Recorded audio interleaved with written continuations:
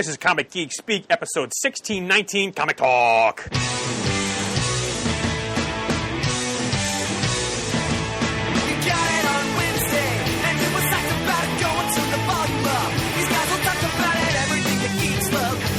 Laser beams, opinions like the seasons on everything you read in comics, movies, games, toys, artists, Comic Geek Speak, Comic Geek Speak, Comic Geek Speak, Comic Geek Speak, Comic Geek. Uniting the world's mightiest heroes. This is... I'm Brian Chrisman. I'm Shane Kelly. I'm Chris Eberly. And I'm Danny O'Brien. Comic Geek Speak. And welcome to the show. This will be our comic talk, where there's just all kinds of different topics going on. Nothing too necessarily structured, as we like to say. But I will forewarn you, there may be some spoilers in some recent movies. We may talk about it a little bit. So Maybe even some books. So we'll try to forewarn you, give you a heads up or whatever. But all right, so Danny, we have Danny on the show for a little while, and we may have she may tag somebody in later on. Yeah, you could actually, you can have me the whole time now. Oh, yes! Prepping dinner. Oh, because you guys ran late, so then I was able to prep dinner, so I'm going to have to, in 10 minutes, I'm going to run and put some more food in the oven, but I'm good. Oh, excellent, Okay. excellent. Because, as always, the more the merrier. That's right. But before we get into much merriment, was that a merriment. subtle That's segue? good. I don't know. Yeah, that's all right. This episode of Comic Geek Speak is brought to you by SuperheroStuff.com. We can go to for all of your superhero stuff. It's tough when we're not on the same air to do anyway. Yes, superhero stuff you can go to for all your geeky needs, whether it's t-shirts, hats, hoodies, PJs and undies, belts, accessories, what have you. There, they've got it. Of course, they have a lot of things for the new movies. Suicide Squad, Ghostbusters, Star Trek, of course, Doctor Strange coming out this fall. Some of their new items they have, of course, they got plenty of T-shirts right now. They've got some Star Wars. There's a Star Wars mystery T-shirt. I'm not sure what that's all about. An interesting logo there. Some wonderful. They've got a Deadpool Simple and Straps men's cardigan. Oh, okay. Nice smoking jacket time. Very interesting. A Black Panther sublimated costume men's fitness T-shirt. Some Suicide Squad Joker crew socks. Oh, my goodness. Star Wars Death Star reversible woman's hooded. Nice. Of course, they have the Suicide Squad Harley Quinn Property the Joker, Property Joker woman's jacket. And actually, also, when you go to Superhero Stuff, we can also, subscribe to their newsletter, follow on Facebook. They do a lot of videos where they will show you new products, and you can actually enter to win some of these prizes by just, typing in some things on the comments there. So check that out, Superhero Stuff, on Facebook. They also have, like I mentioned, sign up for their newsletter on the website. There's always coupon codes floating out there. So check them out, superherostuff.com. You can go to for all of your superhero stuff. All right. I also did want to mention again that this September 5th, 2016, is Jamie D's 50th birthday. So we're going to put together a little episode to honor that. A happy episode, memories from some fun clips. And we're soliciting the listeners to give us, their thoughts of Jamie, their favorite memories, what have you, clips, if they've ever met him in person. So we encourage you, if you like to call and leave a voicemail, you can do that. The number for that is 267-702-6642. Or if you just want to record your own message, send it to us by MP3. You can do that. Send it to comicgeekspeak@gmail.com. Just want to have something nice. Yeah. I think it's, like I said, I'm so tired of anniversaries of people's passings. I want to have an uplifting, fun episode. Thinking of Jamie. Yeah. But if you do decide to take it, please get that in before the end of August so I can get that all ready for the episode then. Pan, speaking of uplifting, a legend has joined us. Ah! I know, Danny's here. Behold, Danny. That's a given, but her sidekick, shall we say? Sidekick. Mr. Bill Ellis has joined us, and I, for one, am thrilled to pieces. Hello, everybody. Wouldn't that be Danny's minion and your sidekick, Chris? Well, Bill's not my sidekick. Okay. He says emphatically. Uh-huh. Yeah. I don't quibble over the particulars. I just do what I do. Okay. Welcome, Billy. Thank you. All right. Well, I had one topic I wanted to bring up, and it may take me a while to get there. May roam off the range, but please, if I We do that a lot. bring me back in if I have to, because I hadn't had Danny on in a while, and it's more about TV and comics. So, back in February when we all gathered at Chris's house for like CGS, a Wild all. Pig gathering, almost all. Sorry, right. I'm sorry, Shane. I'm sorry, I didn't mean that. That's fine. Shane, and there was a cavernous hole in my soul that you were not present. It's only because somebody didn't slop up all the Jell-O things. Anyway, Sorry, Pansy, go ahead. Anyway, Danny and I got talking about Gilmore Girls. Because they had announced there was going to be a Netflix series about that. That's Danny's favorite show, and I enjoyed it very much. And I thought, I forget so many things. Let me go back and rewatch it. So I watched all the episodes on Netflix, and as I was getting down towards it, I kept texting Danny, oh my God, I forgot about this. I forgot about this. How can I forget about this? So then what are you doing, Shane? Danny just stepped out for a minute. Oh, she did? Yeah. She just went to fix our dinner. I just watched the series Okay. the whole way through at her behest. Okay. But anyway, There's a cat that's joined us. well, somebody let me know when Danny comes back so I can continue my story. Will do. Because I had it all planned, I had it all mapped out. I had visual aids. I had visual aids. Now, Sorry. Sausage in the oven. Is that a euphemism? Yes. Everyone's dying. just slipped away during the story of Gilmore Girls. That was many times. It's not my fault. I was specifically trying said- to hurry up and do it as fast as I could. I was talking to Danny, and off he went. Oh, Pants is getting red. Fantastic. I can't hear you. You were talking about Gilmore Girls. Yeah, so it ended. I was texting Danny anyway. So when it ended, I was like, okay, now what do I watch on Netflix next? So I asked her for a suggestion, and she said, well, Lauren Grant was also in Parenthood. Oh, it's did a you great watch that? show. And it's like, I've never watched Oh, Parenthood. fantastic show. Okay, so I started watching the first episode.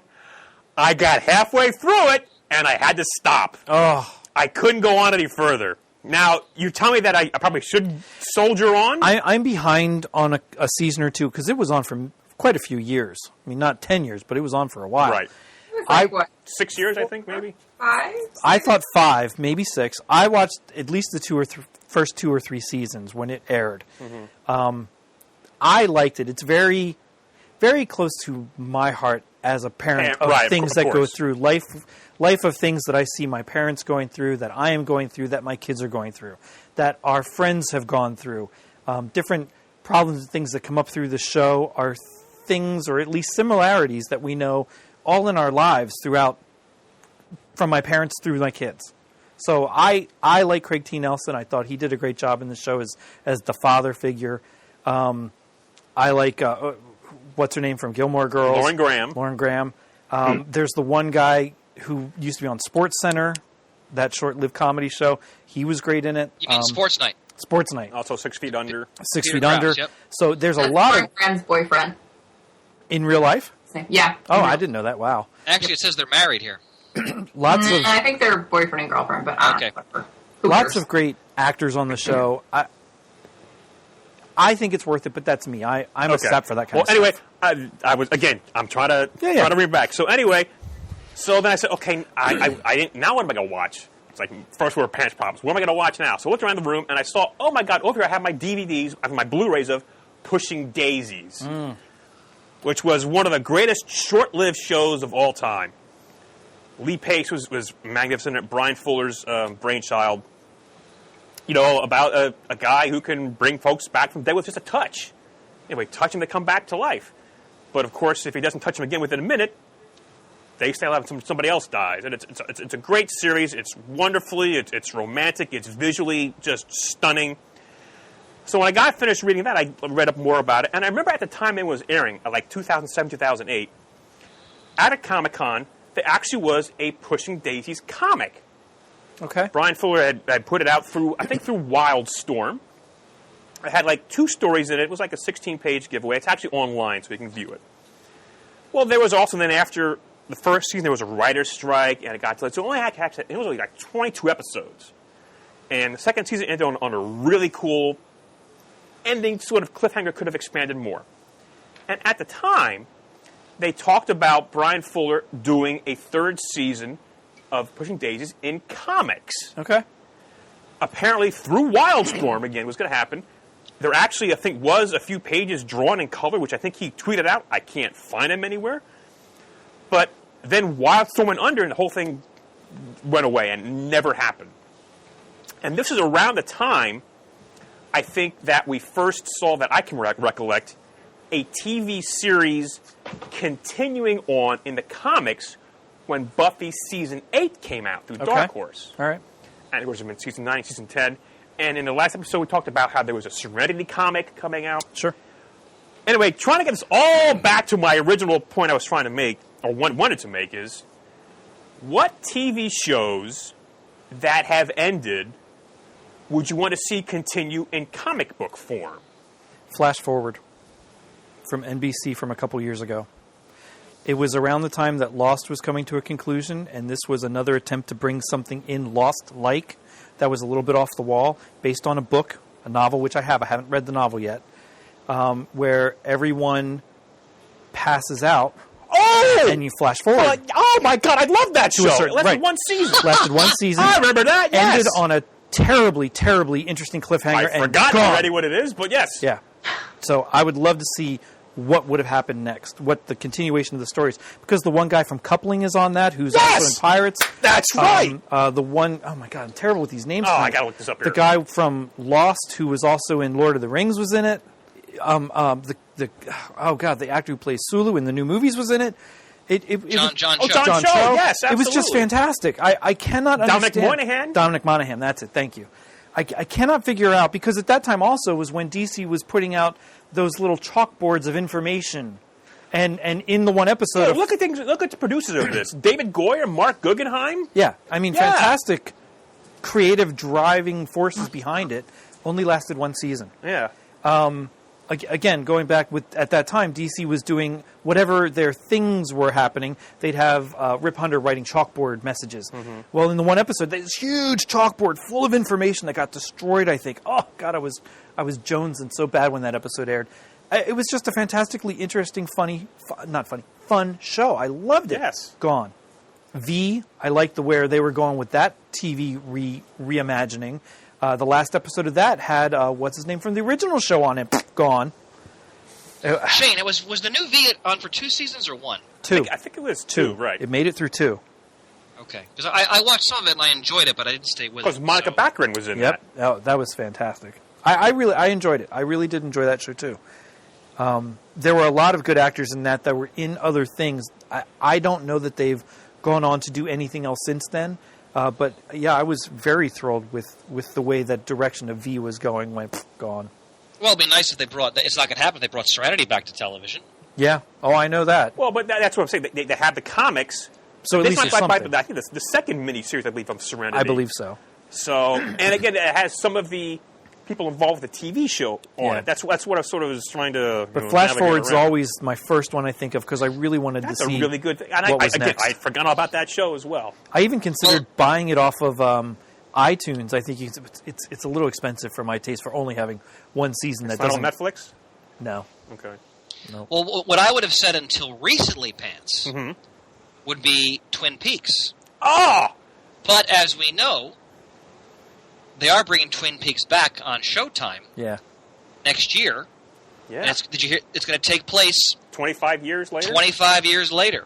So I get my wish. Yes. But that would have up until that announcement, that would have been my automatic response. That's my favorite And television that's show one of I all have to time. watch. I've never watched all of Twin Peaks. I've watched some of, but I never finished it at all. But would that translate well to a comic book, though? I think Yeah, if you I can don't know. translate X-Files, you can. You can translate X-Files, Serenity, Buffy, Angel. I think you could pull off Twin Peaks in some fashion. I'm sorry, Danny got cut off there. What were you saying, Danny? No, I was saying I don't know if it would translate well into comic. Yeah, I don't think it necessarily would, because it was so with the visual elements and the slow, methodical pacing it had. I'm not sure you can do that in a comic book very well. I mean, that's my opinion. I mean, I'd buy the crap out of it, absolutely. But It'd probably have to develop its own visual language, but so it would make itself distinct from the TV show. But I'm sure somebody could do it. The right artist and writer team could probably pull off something. And I agree with Billy. It's got to be the right team to pull something off like that for a show like that. But you're right. There's so many shows you mentioned. Buffy, Angel, X-Files, Smallville. Continue on in the comics there. Yep. But I'm just it's came to me like what would work well for comics that are other TV shows that have ended. Even Flash and Arrow and Supergirl have now had their own, and Marvel's Agents of S.H.I.E.L.D. They have now an Agents of S.H.I.E.L.D. book that's loosely based on that. Right. But I thought with the Pushing Daisies, because that never came to be, it's like, this is grab me, because I love that show. There was so much talk about at the time. I have to watch that. I've never watched Gilmore I Girls. remember that show, Pants. You're right. Visually, it was dazzling for when it came out. I only saw a few episodes, but it was engaging, to be sure. So, Daniel, wasn't there a show you loved in the 2000s that also was short-lived with a female protagonist?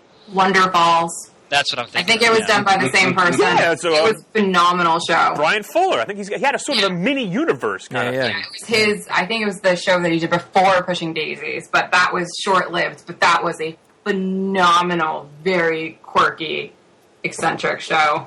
God, I've never seen that. Now I got to go. That one's really good if you can find it. Would it work as a comic? I don't know if it would work as a comic. The one show that I always thought would be perfect for a comic, and it ended, was the Sci-Fi Channel show Warehouse 13. That's a great show. It was such a fun show, and I think that would be a perfect show to be in a comic. Like, it would translate perfectly, because it was just had that supernatural twist, and, there's the guy and the girl detectives, and they're going out and finding all these magical artifacts, and the show was just, it's stupid fun. It was a lot of fun. It had some X-Files feel. It had some Friday the 13th TV show feel. It had some fun feel from it's another sci-fi show. Eureka. Well, that's the other one that I love too. That was a great show too. They were just great family-friendly shows. Like if you wanted to watch something with your kids, those were really great shows to watch. Wasn't there one that the woman from Stargate was on then too, on the Sci-Fi Channel? Short-lived, like a season. I enjoyed that one as well, whatever it was. But I think Warehouse 13 would work very well as a comic. And Shane, I'm sorry, Dana. I'm sorry. Go ahead. I kind of wish someone would pick up that property because it really would be a perfect comic. Can you imagine a crossover with X-Files or something if IDW picked that up? Mm-hmm. They have so many good That would be a lot of fun. Shane, I think you would agree that the ending of Star Trek Deep Space Nine demands a comic. Yeah, I think they really rushed the end of that. They sure did. One of my favorite Star Trek properties is the whole of Deep Space Nine. And if you get Ronald Moore involved in that property again. Yep. Because I love that series, and the way the series ended, because there was some talk of possibly a movie, but nothing ever materialized. And I mean, Star Trek has really translated a comic successfully many times over the decades. So, and they've had books that happen and take place in a chronological history after the show, but I've never read them. You mean of Deep Space Nine? Yeah. Yep. You mean they were novels, though? You mean? Yeah. Okay. All right. Yeah, I haven't read those either. So there have been some comics of Deep Space Nine, but way more novels. Mm-hmm. But yeah, I always wish that more of that would have come out. And I'm also always curious how many of the fans of these TV shows followed the adventures onto the comics. Like, I know when Season 8 of Buffy came out, I think there was a lot of interest in it initially. Yeah, I think so too. I just realized that Season 10 just finished of Buffy, and I didn't know there even was a Season 10 of Buffy in the comics. I got to Season 9, I just fell off of it so much, so I'm just wondering how much it can sustain itself if there's an audience for it. As well as the Angel and Faith stuff that continued after Angel fell. Sure. But I mean, there's X-Files books from IDW that's out right now. Yep. I think with Buffy, that was a unique perspective when that came out. I think a lot of people clamored to that for a while for season 8. And then, like you said, it fell off. They're still producing it, but I think a lot of people fell off that. Plus, Buffy, the very nature of the property lends itself to a comic book telling format because Buffy always was essentially a comic book on television. And from the way I look at it. So I think it was a perfect transition from the screen to the comic book.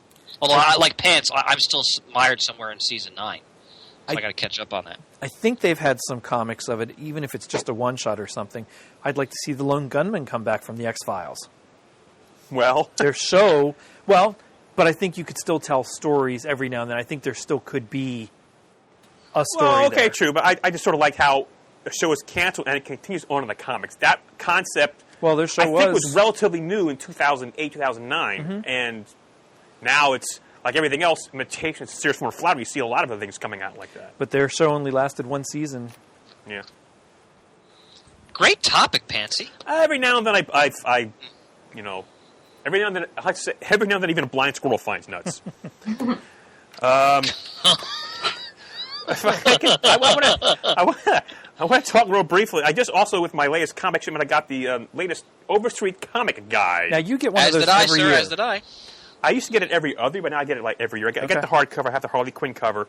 I mean, yes, there's a lot of ads in here, but this is a great resource for many, many things. They have a lot of advisors who will report on sales, on key books, trends to look for. I'm not an investor in comics, but I know that's a big part of comic collecting. I'm just not into that.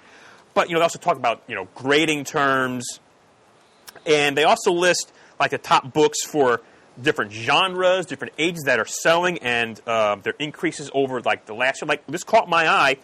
In the Silver Age comics, the one comic that had the greatest increase in percentage-wise of value in a near mint, Brave and the Bold 25, the first Suicide Squad appearance. Oh, sure. So, I mean, it went from a $5,000 book to a $7,000 book the next year because of the movie. So I love numbers. I love trends. I don't take advantage of that and don't invest in that, but it's just so fascinating to me. And there's also some great articles in the back of the book as well. They talk about there's a new grading service, comic book certification service. They talk about rare issues. They have the Hall of Fame for Overstreet, where, this year they inducted Darwin Cook, Rob Liefeld, R.F. Oculate, Tim Truman.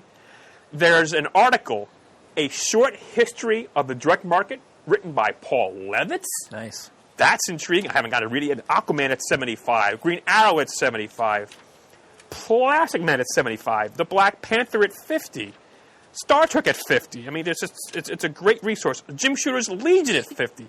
I mean, this thing is 1,200 pages. Now, you don't usually think about reading the price guide, but yeah, there's some great stuff in it. Because, Chris, do you ever go through those other articles as well? Oh, absolutely, Pants. First as a fan, a collector, and then as a retailer, that is my constant companion. And you make a good point. I haven't read all those articles yet myself because it only came out recently. But the Overstreet, it's got a great market report, not only from Overstreet himself, where he gives sort of an overview of the state of the market from the previous year, but he also there's a great resource where various retailers chime in. They submit essays where they give their take on the market, how it's affected their store, what they're selling, and so forth. They break it down by eras, platinum, gold, silver, bronze, copper, modern. Yep. They have great retrospective articles like you just mentioned. And, of course, it's the definitive price guide. I mean, whenever I go to buy comics for my shop, that book is always with me. It doesn't matter what I'm looking at. I always feel better as a consumer as well as a retailer when I have the Overstreet guide by my side. Now I can appreciate that when you go on your shopping ventures to get stuff for the store. Do you, Pants, think it's something that you like because you traditionally get it and enjoy reading it versus things you could find online? Like, is it... Well... Do you know what I mean? Like, so much information's online now. Do you just prefer it? Oh, true. But I having the people who... You don't see many shop owners or dealers like Chris said, writing online about their sales and so forth. This is 100 some pages just on their feedback and people who are in the industry, knowing. Also, it's a great resource. I guess you could look online as well for like in last episode I talked about where's the first Cave Carson. I thought it was Brave and Bold 31, and sort of it is. I talk about first appearances, talks about key issues, talks about hard to find issues, promotions. It's a great resource. And not only that, Shane. I'm sorry, Pants. I didn't mean to cut you off. No, go right ahead. Not only that, Shane. If you are like Pants mentioned, the Suicide Squad, the first appearance, now more than ever, certain key issues or titles are being held captive to the fluctuating multimedia market, where the price of a comic can skyrocket, sometimes only briefly, and then it sort of reasserts reality because it's a movie property or something like that. And if you're interested in that type aspect of the medium, you need that guide because you got to get a sense. Okay, what's sort of like the baseline for what this book is going for, and how much is this retailer charging for it in contrast to that, and it can help you make a more informed decision because a lot of these books that are tied into property values in terms of like a movie, a lot of times, sort of like our phony housing market before the recession, reality will kind of reset those prices eventually. All right, and they not in all cases, but sometimes they'll tend to stabilize because that's being driven up by a speculative market. And they may not always command those prices down the road. So if you're interested in getting into that type of collecting, you really got to get a sense of, what's sort of like the baseline value a lot of retailers are giving this book versus what it's going for at the moment. Do I think it's going to hold that price, or is it going to eventually decline and kind of reset? Because if you're spending money like that on an investment, you really got to have as many tools at your disposal as possible. Because let's face it, there are people out there who will rip you off without hesitation. Sure. That's where I actually thought that an online source might be more helpful. You'd be able to see more data in real time as opposed to, like, the price could change in between Overstreets and you'd never even know. Bill has a good point. That's where eBay is very helpful. Because you can go on eBay and you can see, it's a great point, Bill, you can see what people are bidding, and sometimes, in my opinion, it's really stupid bids for some of these items. Sure. And that's a great point by Bill, because then between the guide, which is sort of like the grounds everything, and then you have that real-time marketplace. Well, that's why, like, very early on this is a little different, but very early on in its history, Magic cards went online permanently, and all sources of print guides became pretty obsolete because the prices would shift so often. I'm guessing, do comic prices in general just shift less often? Well, 99% of comics in the guide, you will not get those prices in real life in terms of buying or selling them because they're not really worth that. The book, well, I'm just being frank. I mean, when you look at books, especially from the 1980s forward, most of them, the guide says, yeah, they're their cover price or they're a buck above or whatever. No, they're not. No one's going to pay that for those books. But again, it's a guide. It's not the Bible of comics in that sense. It's not gospel. It's a guide. Yeah. So, and actually, in the guide, at the very beginning, it lists, pricing for, good, very good, and it says the minimum price listed is $3, the cover price for current new comics. Many books listed at this price can be found in dollar boxes at conventions and dealers' stores. So they mentioned that right here in the very beginning of the guide. It's odd that they would do that and just set. Well, they're everything like being that. honest because they telling it like it is. Sure, sure. And that's where, like Bill had said, that's where I go for some of my looking at stuff is eBay to see what things are currently selling for to see if I want to hold off or not. Right. But I've often wondered about getting a price guide. I haven't gotten one probably in 10 years easily that I haven't ordered one. And I debate about it every now and then. Yeah, it's a great resource. And plus, it's, again, as such a lover of history, that book has been around. What number edition is that, Pants? The 46th edition. The 46th edition. So, talk about a passion for the medium. Yeah. A passion for the hobby when Robert Overstreet has been helming that book for 46 years.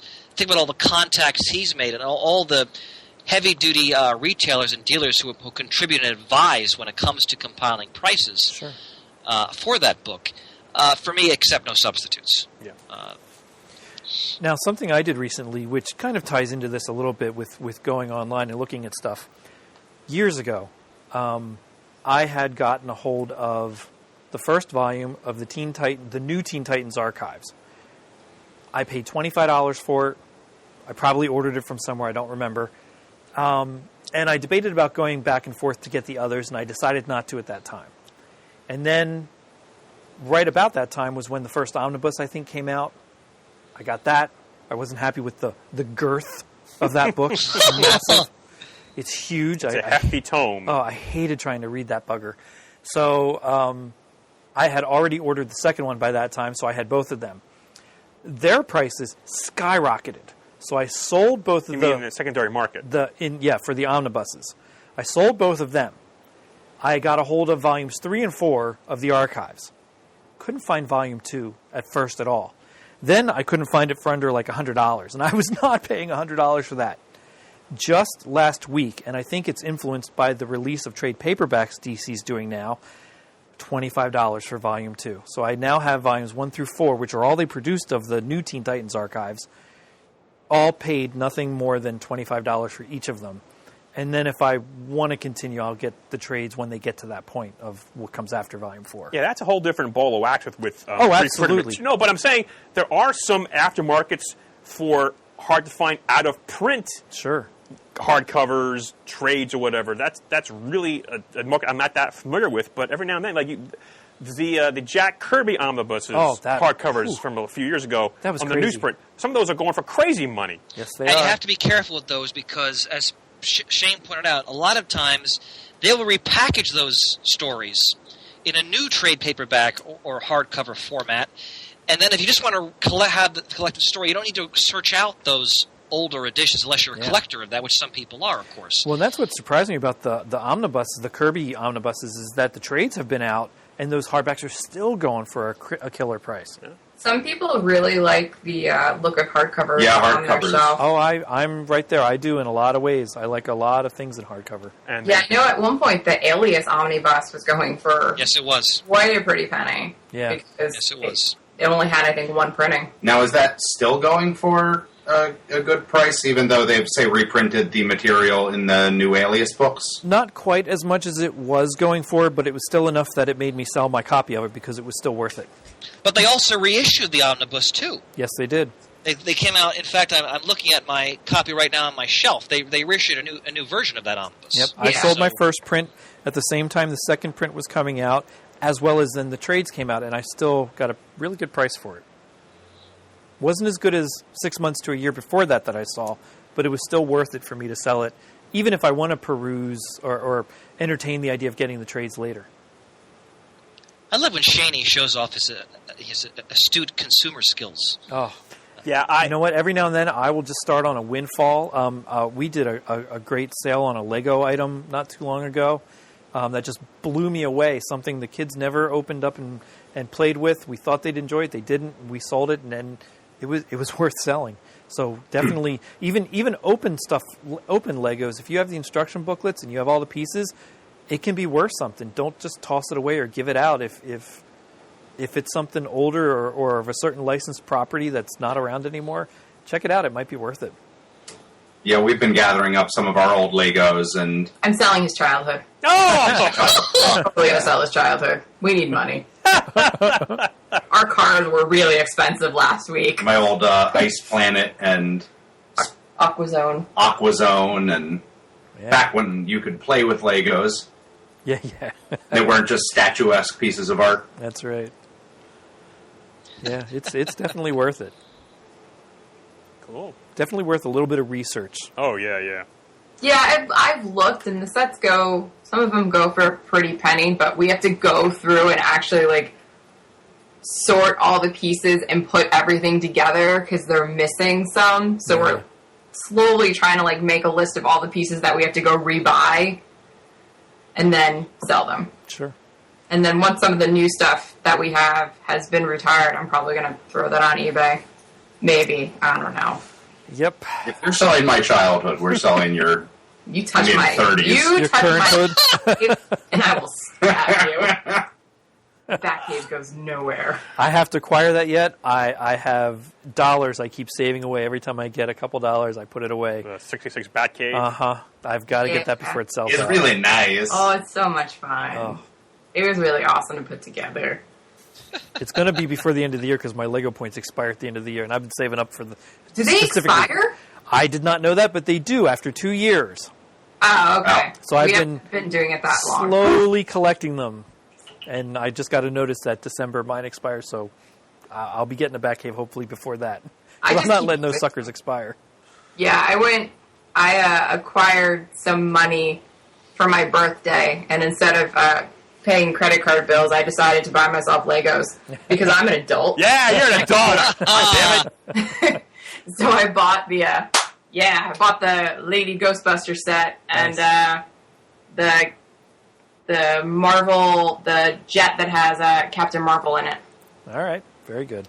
And Thanos, Lego Thanos. It has Lego Thanos, and then I got a free little bus. Oh, the London double-decker bus. Yeah. I really just wanted that. I just saw that. Hey, sometimes those little things can go for a pretty penny too. The promotional side of it. You can't have my bus. Well, maybe someone can have my bus. Well, that could be a segue into talking about some summer movies. You mentioned the Ghostbusters movie. As I do this just with my hands. Yeah. Ooh, it's a good gesture. Well, I wish people could see it. Thank you. So, movie people. What do you want to talk about? Ghostbusters? Star Trek? Yeah, Chris and I will talk about Star Trek a little bit, but you started with Ghostbusters. So go ahead. I have nothing. I saw 3 of the big movies. I have nothing to say about any of them. Well, the only thing I wanted to ask you about... but Did you like them? Well, first of all, they're okay. I am just awful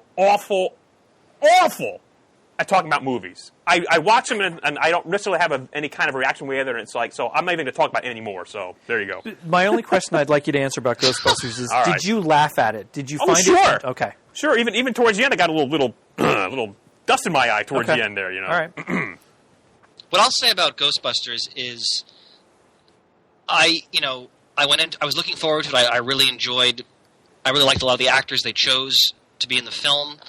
I'm a big fan of Kristen Wiig and Melissa McCarthy. I love the spirit of the film, no pun intended. I laughed out loud numerous times. I didn't find it quite as funny as the original, but that's just my own comedy taste. But the Kate McKinnon, who played sort of the Egon type character, she basically stole the film.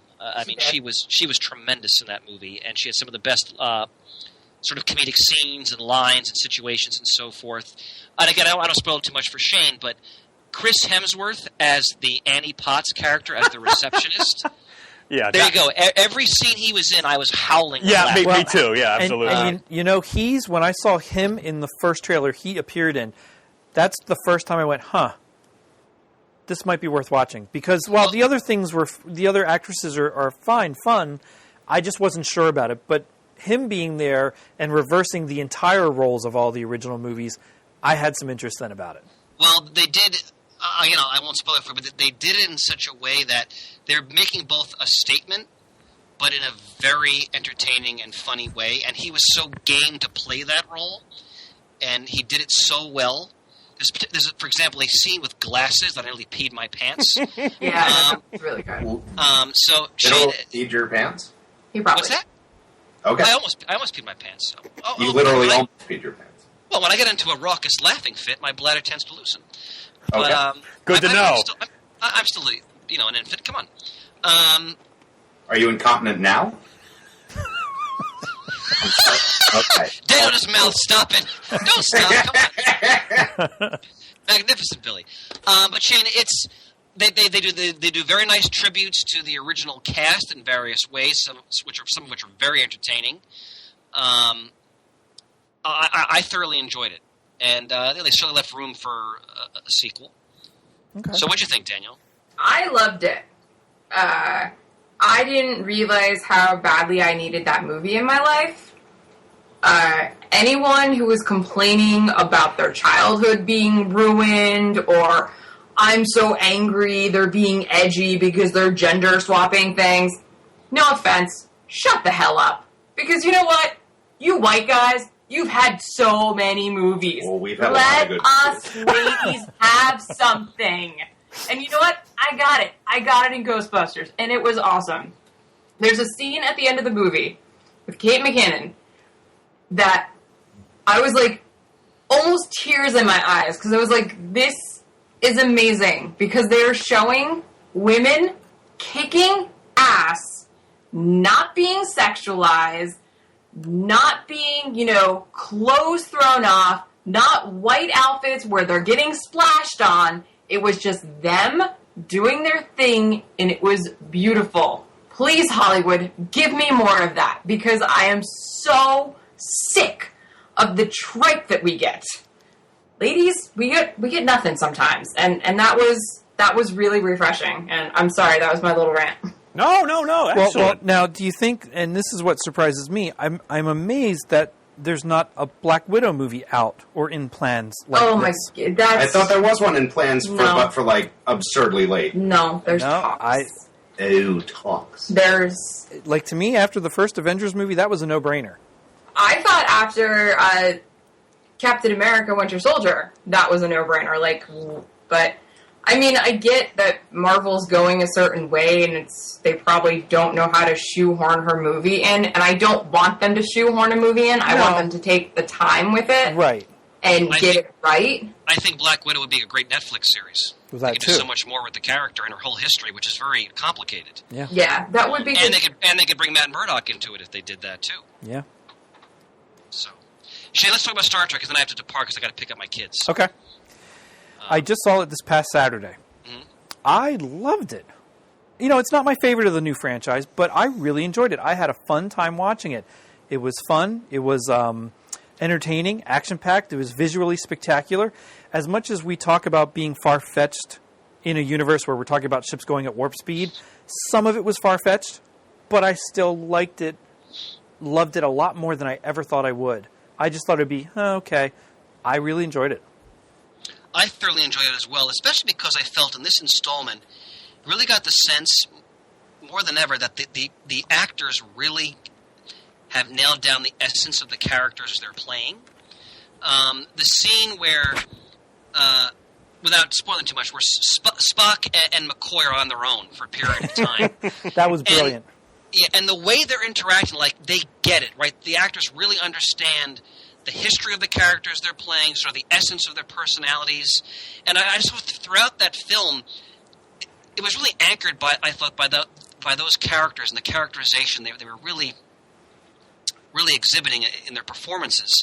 And you got a sense of the history of Star Trek in that movie. And again, without spoiling, at the end, and you guys know what I'm talking about, Spock takes out that memento box. Yes. And he looks at that picture. Yes. Mm-hmm. Right? Brilliant. And I actually got a little bit of a chill because they're telling you, like, yes, this all matters. This is all important. Yeah. And it's still going to have an impact on this sort of new version of Spock and where he's going to go. And Idris Elba, I mean, the guy's a tremendous actor. I like the kind of twist they had with him as the villain. Go ahead. Let me just say that I don't watch trailers. I don't like recasting. I had no idea that was Idris Elba until really? I had no idea. None whatsoever. Okay. Clueless. And I thought it was a great twist with that.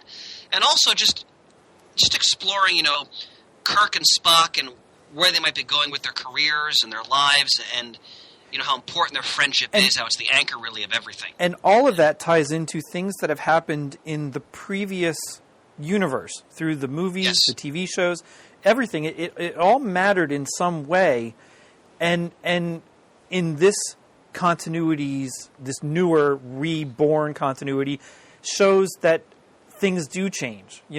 For the way Kirk and Spock especially were going to go in their careers, could have changed more like what happened in the movies, and it didn't.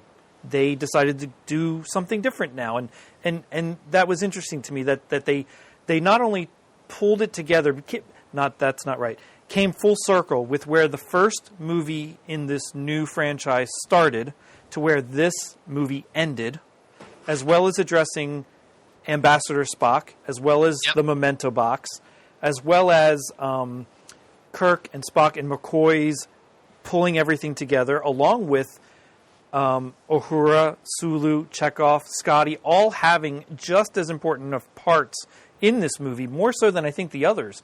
They all had relevance to this story. I agree with that. And in an ironic kind of way, I loved that Anton, is that his name? Yes. Chekhov. He had such a great part in this movie. Yes, he did. And then the tragedy happened where he passed away. So it was nice to see him be able to spread his acting wings a little bit in this universe, because we won't get another one like that. Now, have they talked about doing a fourth film? We don't know yet. I think it's in the works. I don't think Chekhov will be in it. I think there was an article online. I want to try and track that down. And somebody, I'm sure, would correct me when they listen to the episode. But I thought J.J. Abrams had said there will be no more Chekhov in the movies. But I don't know that. I saw it when I was getting ready to watch the movie. The screens, the trailers came on. I put my phone away, and I never got back to find it again. Now, is the film doing well financially? I don't know. I didn't even know there was a new Star Trek movie out. Oh, yes. I doubt as well as the first one, maybe the second one. I just don't hear as many people at work talking about it that would talk about it for not being Star Trek fans and just going to see it.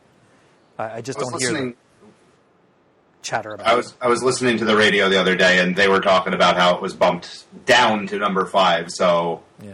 I'm pretty sure that it was doing pretty well in its first couple opening weeks before Suicide Squad came out. And Simon Pegg helped write it, and I thought he did a great job putting a lot of fun into it. Absolutely. Not that the others weren't fun, because there was a lot of fun in the first and the second one in their own right, but this one was a whole lot of fun to watch. How was the director? Because I know the guy who did one of the Fast and the Furious movies. Yeah, That's correct, yeah. Well, it certainly is action-packed, and I expected that. And again, it's visually spectacular with the stuff that they created, like the Yorktown and things like that. That surprised me. I thought he did a good job. I was very skeptical when the first trailer came out about that, and I'm like, oh, okay. Wasn't even sure if I would go see it or just wait for video, but I was able to get some time and go see it, and I'm glad I did. It was fun to see it in the theater, and I thought they all did a great job. The director, the crew, the cast, it was a lot of fun. Now, Shane, when you watch it, we'll discuss Suicide Squad, because Pants and I have seen it. Daniel, you haven't seen it yet, correct? No, I'll probably wait till it is streaming or something. Okay, you won't need as much wine as you did when you watched Superman versus Batman. That was, yeah, that was painful. I still think that Sorry, guys. expanded version's better. I'm right there with you on the theatrical We version. watched the expanded version. I like the expanded version. The first hour. I want to of the know expanded version. how horrific that the theatrical cut was. Yeah. Because we watched it a while ago, and we watched it with a friend who had seen it in the theater, and he kept going, oh, that makes so much more sense. so much more sense. Yes, it does. And the whole time I'm just going, wow.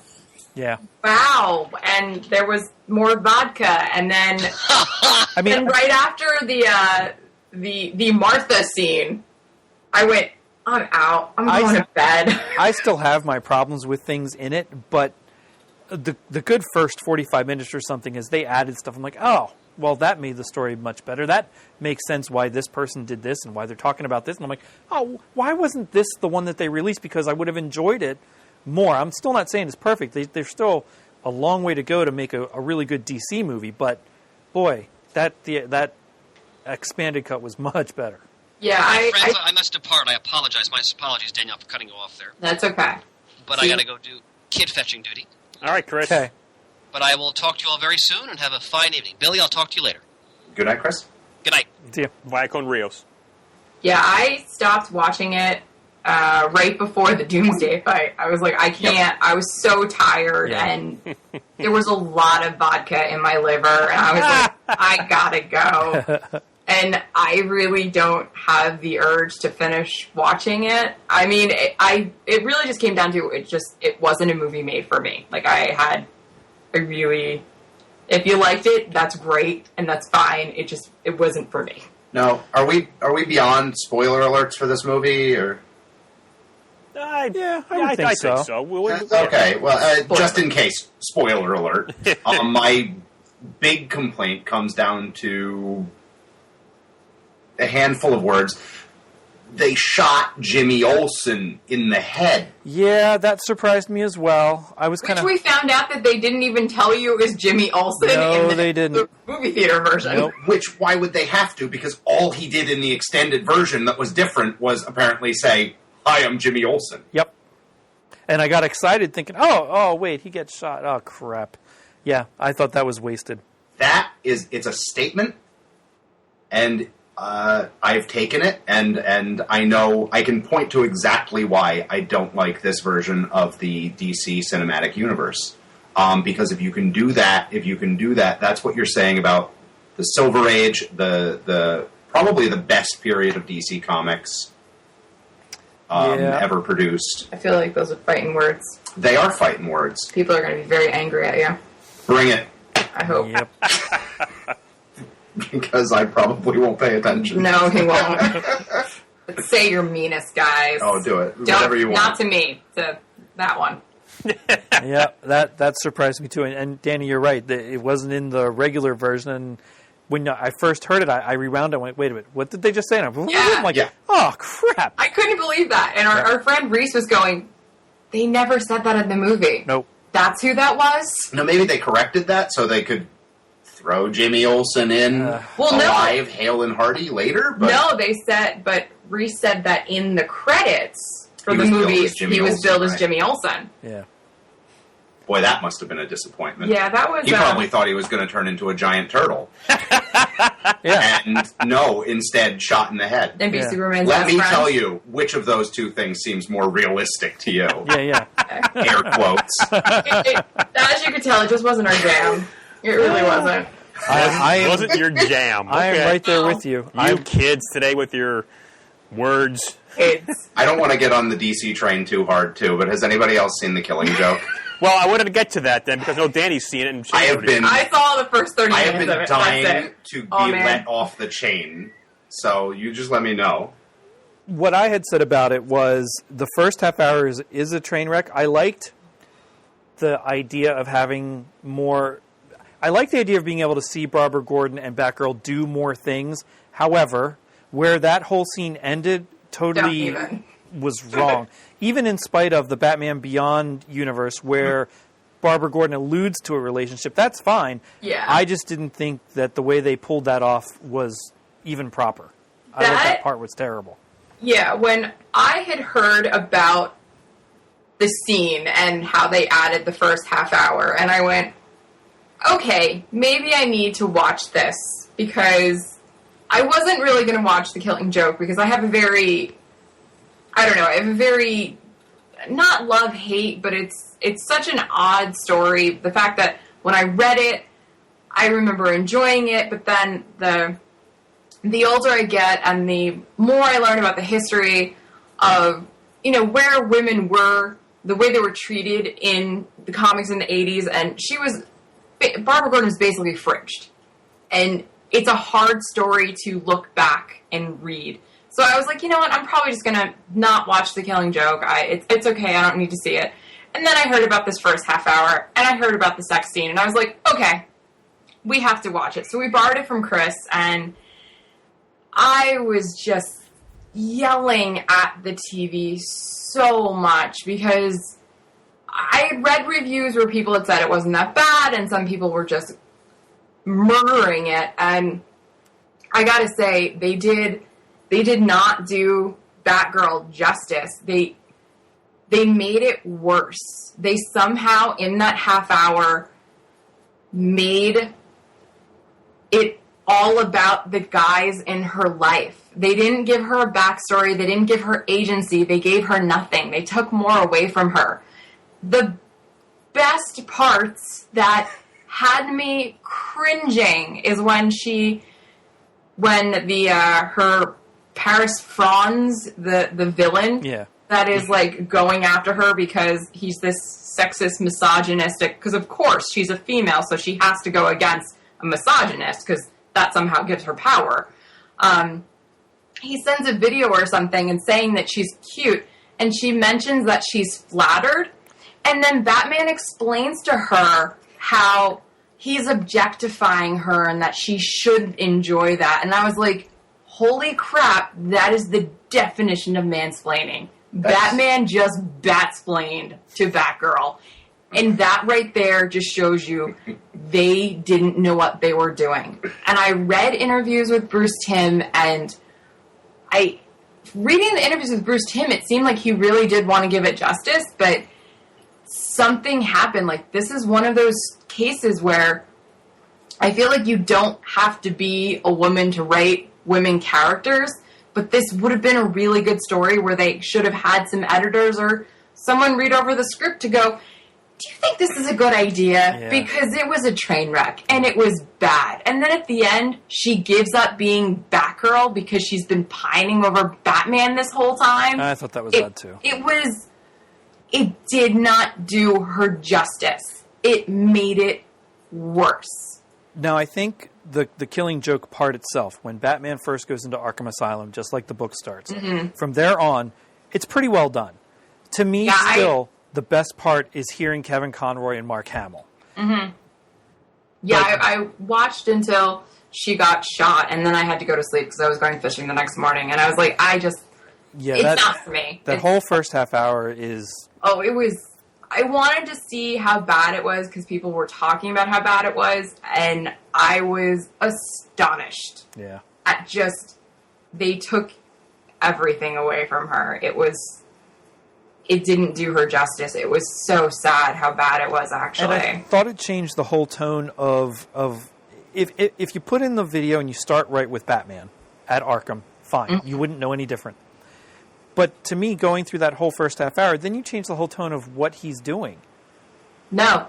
Well, they wanted to give Barbara a backstory because Bruce Timm was talking about how, you feel bad because Batgirl is in Barbara is in Killing Joke to be paralyzed. She is just shot to torture Jim Gordon. Yeah. She has no character, no presence, no agency. She only exists as, a pawn. There's no reason, it's just... So they wanted to give her this, here's the backstory so she has something, and you feel more sympathy for her when it happens, but the problem is she had no agency. Everything in her story revolved around the men in her life. You didn't give her anything. Yeah. When you revolve a female's character around the men in her life, you're not writing a good female. You're writing a girl who has, and you're talking about the men. You're not really giving her a story, and that's the problem. They didn't give her a story. They just tried to bury a bad trope under a dump truck full of other bad tropes. It was just so, and it was all so bad. Yeah. Yeah, I was extremely disappointed by the cut of what is my favorite part of the book, the behold, or ladies and gentlemen, I give you the average man speech. The monologue was stricken from the movie in favor of some ludicrous fight that Batman has with the circus freaks. I'm livid. He was very upset. I am that is literally the reason that I sat down to watch that movie. It really was. He kept talking about, I can't wait to hear Mark Hamill talk this, have this speech, blah, blah, blah, blah, blah, and then... And all he does is go, I give you the average man, and then it cuts to this awful fight scene, and I was left with my jaw on the floor. I was so sad. Yeah. Yeah, I first heard about the sex scene when I was at Comic-Con, and they had a screening for it. Actually, I think the world debut of it that Friday night at Comic-Con, and I thought about going, but when I heard that, it's like, no, I don't want to see it. So I haven't seen it, and I really don't want to see it. Especially everything you guys have said. It's like, I don't need to see this. It's really, unless you're curious, it's really not worth your time. I wanted to see it, so if I felt, if I'm going to read about it and have opinions about it, I have to watch it. Understood. And form my own opinion on it. And, yeah, that was my opinion. Sorry, guys, all the DC bashing. No, I appreciate your honesty. I really want to like them. I hope they make something good soon. Yeah, because it's been a while. So they've been slipping quite a bit in their animated universe. It has been. Since the close of the original Timverse, I think. Since JLU packed up, put the chairs on the tables and turned off the lights. I did like Young Justice. Those two seasons. Oh, yes. That is a particularly good one. Is it still rumored for a third season on Netflix? Well, I hope so. That's what I kept seeing tweeted out and posted on Facebook, and I ran through those first 2 seasons again when the second one came on Netflix. It's fabulous. I really hope so. I love the Netflix arc. Yeah. Picking up all these lost shows and Yep. giving them a little love. Absolutely. Now, Danny, I wanted to ask you your opinion. Have you had a chance to look at any of the new DC Rebirth comics, specifically the covers of them? No. Darn it. I think the only one that's actually come to our house is the Birds of Prey Rebirth issue, right? As far as I know, yes. Yeah. Well, that still has the same dress on it. Okay, well, the reason I ask is because you're obviously a graphic designer we mentioned before on the show, and I'm just... The mastheads are using for this Rebirth thing, it's not very appealing to me. I was wondering what your opinion on it is, if you have one at this point. I don't know. I can Google it real fast. In the meantime, is there a cover in particular? No, just they have the standard dress that's they on have all of them. like there's like for if a title has a Rebirth issue and a #1 issue, it just doesn't look. They're hard to tell apart. Yes, they are. Yes, Yeah, they are. I guess that's what I'm getting at. And as a designer, if you can speak to that at all, but Bill, you had an opinion on that as well, I guess. I think I shared yours, which was that right. they were incredibly hard to differentiate from each other. It's not showing me the cover. Yeah, I agree with that from both of you, that they're very hard to tell apart when you're sitting down trying to figure out which one to read first. I mean, it's a minor quibble, yeah. But still, for something that I think the storytelling they're doing now is pretty darn good in a lot of ways for almost all the titles, to do something that you see visually right away when you first walk into a store or open your box, it kind of turns you off a little bit. Now, I like the DC Bullet. I think that's a pretty good throwback, but I agree with your pants. The masthead's not doing much for me. And the color scheme isn't Yeah. Again, I'm nitpicking. I know that. I know. So it's just it has this rebirth across it with like swirls on top, I guess is. They look like swirls. Yeah. If you stretched out far back. Yeah, I don't like the circle, but I guess it's going with the new DC. I do not like the new DC logo on a comic. I don't mind it. I think I would prefer others, but I like it better than some things. It does look different in the context of the blue background. Yeah. I don't really like the Rebirth font that much. No. It doesn't do much for me. Okay. Hopefully it's just not going to last much longer on the covers. But That's I'm what I'm only hoping. basing it on the Batgirl Birds of Prey Rebirth #1 because I haven't seen anything else. Because I don't actually go to the comic shop or anything. Yeah. Things just come to me. I get stuff hand-delivered on like Tuesday nights because I'm special. No, Wednesday nights. Don't say that. You get nothing on Tuesday. Nothing ever comes out on Tuesday. We're not allowed to do that. Now talking about the Rebirth stuff, I had mentioned in the previous episode that I had read all the first month's offerings of the Rebirth titles. And I listed out what, not individual issues, but overall. Batman, Batgirl, Birds, and the Birds of Prey, and Titans are my top. Wonder Woman, Superman, the Superman title where he talks with his son and Lois, and Green Arrow are next. And Detective. Then Flash, Action, Aquaman, and Green Lantern are not terrible, but they're just on the lower side. But Batman, Batgirl, and the Birds of Prey, and Titans are my favorite so far. I guess for me, the Flash. The art on it is not working for me. It's just I really want to read the Flash because he's part of the whole the Rebirth thing, and it's an interesting story what's going on. But just the arc is just not really doing it for me. Well, and compared to other Rebirth issues, part of my problem with Flash Rebirth issue was that they rehashed half of what we got in the DC Universe Rebirth issue. So I kind of felt like that issue alone was probably the weakest because I felt like we covered it already.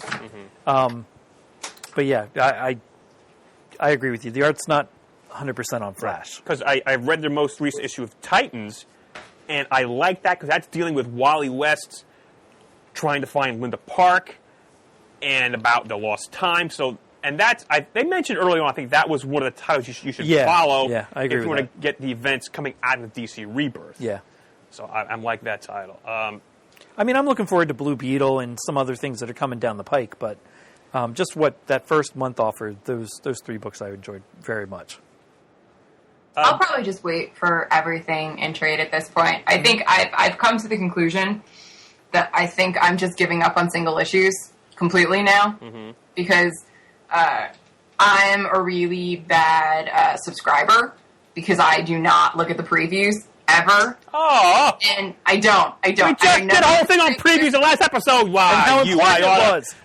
I never look at the previews, and then what's wrong with this country? Then I yell at my husband when he doesn't bring stuff home because I haven't told him that I want it. Oh. You get blamed for not knowing what he wants. I blame him all the time for not being able to read my mind. I'm like, how do you not know I would want that? Like, she's my second worst reservist customer. Yeah, Chris is his first. Chris is my worst reservist customer.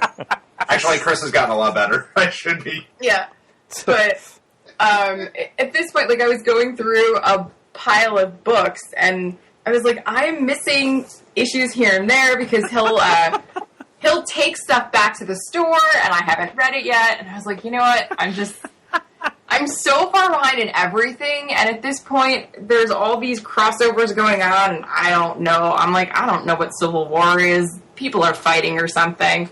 So I think probably in the next couple of months, I might just actually sign up for Marvel Unlimited and just read stuff that way and just read it 6 months later. Yeah. Because I'm 6 months behind anyway. Yeah. I can't give up single issues of Justice League yet. I've gone back and forth with giving up issues in a lot of ways, and right now with the bundles, I am getting most of the. I plan on reading most of the DC Universe stuff for at least a few months, but yeah, at some point it's got to pare back down to minimal single issues. Justice League, I probably will never stop single issues on that. So, is there anything you have read you can talk about, Danny, recently? I read the first trade of The Faith. I guess it was the miniseries? Yes. Because the number 1 issue came out, and we're going to be reviewing that at some point. Yes. But I guess it was a miniseries, and that was actually really good. I really dug it a lot. I love the fact that, you know, it's a...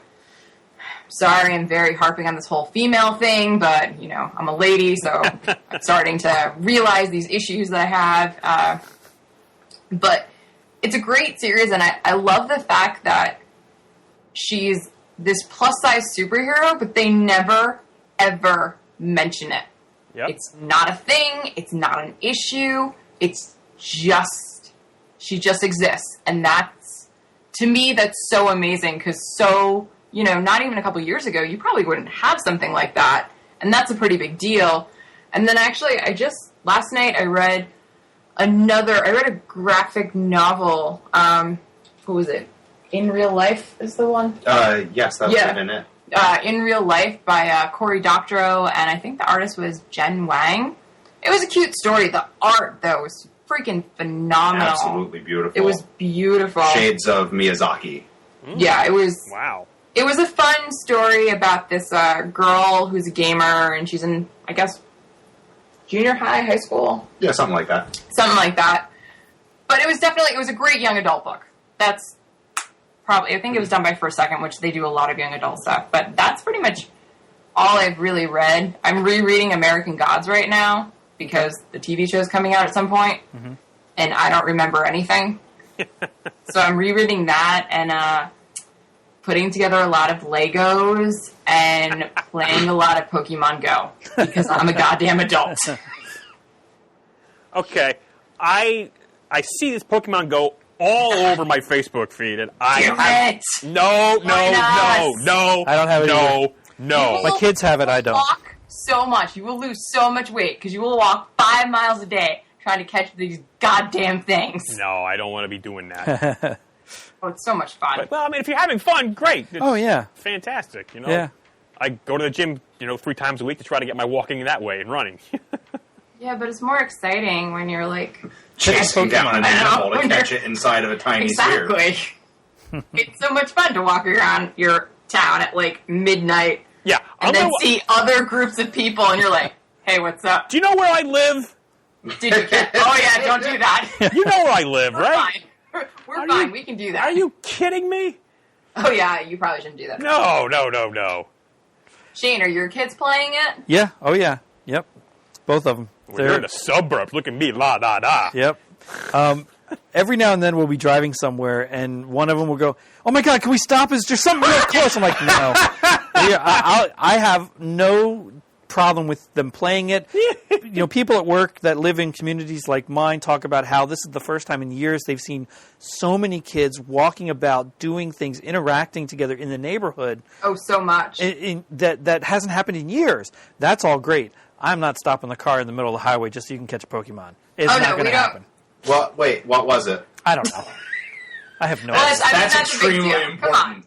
That is really important information. Yeah, when we do it, when one of us is driving, the other one will have the phones, and they're trying to catch both of them at the same time. And occasionally, you'll be like, "Pull over," and the other person just pulls over. I mean, we're not on a highway. We're not going to do it on a highway, but if we're driving around town or something, I'll be like, "Pull over," and then we're catching things. No, when we went to the Camden Aquarium for my birthday. And that was some crazy good Pokemon hunting. There was some good hunting in the shark tanks. Yeah.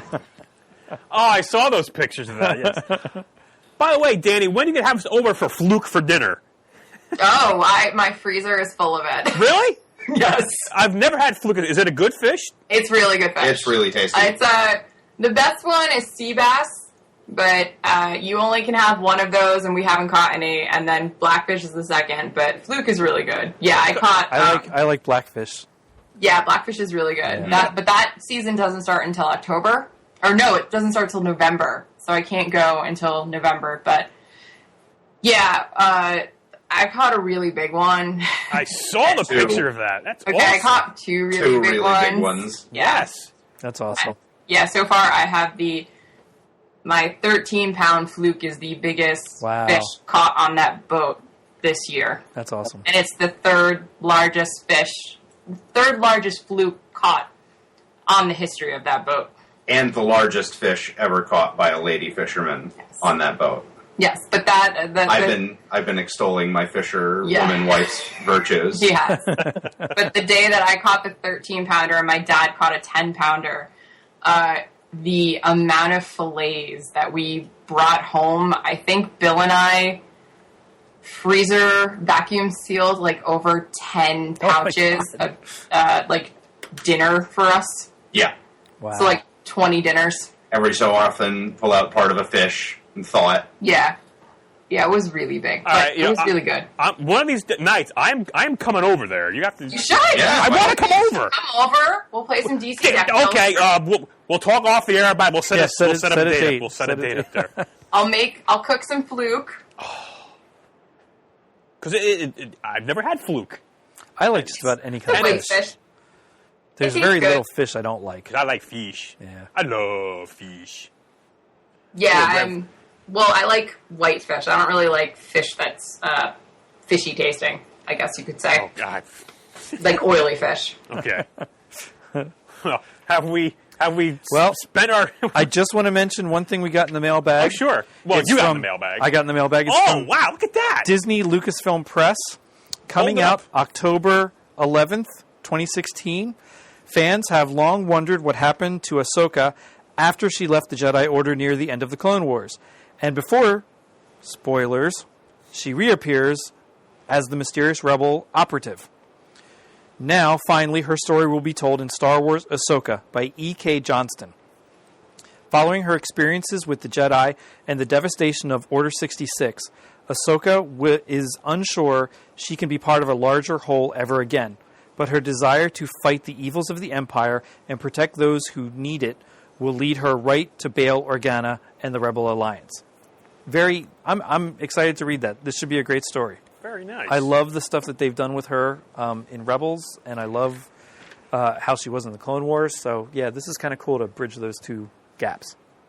Excellent. All right. Well, Bill, thank you for joining us. Always a pleasure. Thanks for having me. Oh, you're always welcome, sir. Even if Danny is not around, you're more than welcome. But of course, we love Danny as well. And good having you on the show again. It's been a while, Danny, since we had you on the I show. know. Sorry. No. Just, sometimes it just doesn't work out with schedules. I know. Oh, I understand that all. Life, you're catching Fluke, you're kickboxing, you're Pokemon Go, you're a bon vivant. I'm very busy with my... Weirdly, I never leave my house, but somehow I'm busy. Excellent. All right. Well, once again, this episode was brought to you by SuperheroStuff.com. You go to for all of your superhero stuff. Visit us at ComicGeekSpeak.com to send us an email. The address is ComicGeekSpeak@gmail.com. To leave a voicemail, the number is 267-702-6642. Stop by thecomicforums.vanillaforums.com and let us know what you think of all the various topics we covered tonight. Follow us on Twitter, like us on Facebook. Please send in stuff for the Jamie birthday episode. If you can do that by the end of August, that would be great. And as always, we are uniting the world's mightiest heroes, one listener at a time. You